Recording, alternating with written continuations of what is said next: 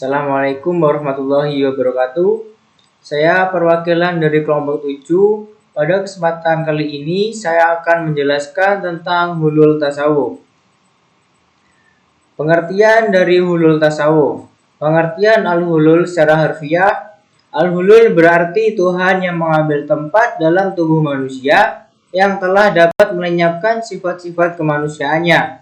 Abu Nasr At-Tusil yang di dalam bukunya yaitu Al-Luqma mengatakan hun ialah paham yang mengatakan bahwa Tuhan memilih tubuh-tubuh manusia tertentu untuk mengambil tempat di dalamnya. Setelah sifat-sifat kemanusiaan yang ada dalam tubuh manusia itu dilenyapkan, dapat juga dikatakan konsep hulul yaitu imansinisasi roh Tuhan dalam diri manusia. Timbul masalah bagaimana roh Tuhan tadi menempati dalam diri manusia dan alam semesta. Hulul berasal dari bahasa Arab yang berarti menempati.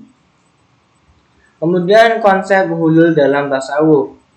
Konsep al-halaj adalah pelopor ajaran al-hulul, suatu ajaran yang mengatakan bahwa Tuhan memilih tubuh manusia untuk bersemayam di dalam diri manusia tersebut, mampu menghilangkan sifat-sifat kemanusiaannya atau nasut. Dalam proses ini terjadi dengan cara Tuhan yang turun ke bumi untuk bersemayam dalam tubuh al-halaj. Selanjutnya yaitu tokoh yang mengembangkan faham al-hulul.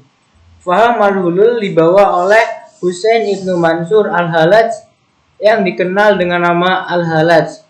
Lahir di kota Al-Baghdad, Iran Selatan atau Persia pada tahun 858 Masehi. Ia menerima pendidikan di bawah asuhan gurunya yaitu Alim Sahal ibnu Abdullah.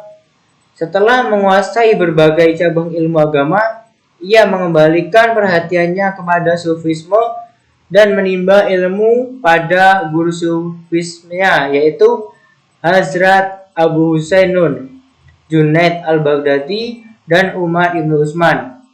Dan dari gurunya itu al-Halaj semakin kuat dalam dirinya, sehingga ia mulai mengucapkan hal-hal yang bertentangan dengan syariat-syariat.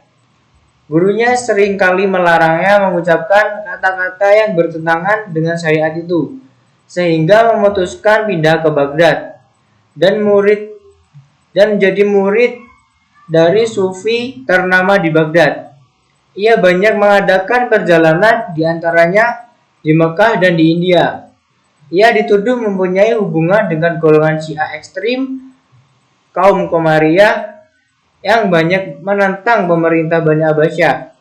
Oleh karena itu, hukuman mati atas al-Halaj bukan semata karena ucapan ana al-haq, tapi juga karena soal politik. Kemudian kencaman ulama salaf terhadap paham al-hulul.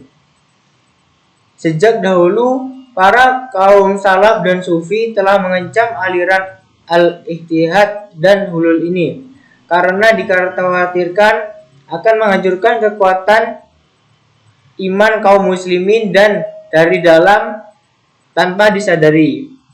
Namun, bila seseorang mengatakan bahwa Ibnu Taimiyah orang yang pertama kali mengancam paham ini adalah tidak benar, karena sebelum masa hidupnya sudah banyak sekali ulama salaf yang berusaha membentengi keimanan umat Islam. Ibnu Taimiyah pernah berkata, Al-Junaid adalah seorang ulama bijaksana yang meladeni jejak para pendahulunya yang soleh. Dia menyayangkan adanya sebagian sufi yang terpengaruh dengan faham ini. Ibnu Taimiyah menegaskan bahwa kaum sufi itu hanya bermazhab pada ajaran sunnah Nabi, bukan faham al-ittihad dan al-hulul.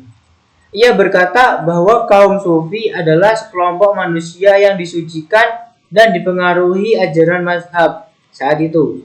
Mereka pula kelompok yang sangat menjauhinya dan selalu memerangi gerakannya. Syekh Abdul Qadir Al-Jailani ditanya oleh seseorang, Apakah ada aliran yang tetap diridhoi oleh Allah selain mazhab Imam Ahmad dan Ibnu Hambal? Yang menjawab tidak. Itu tidak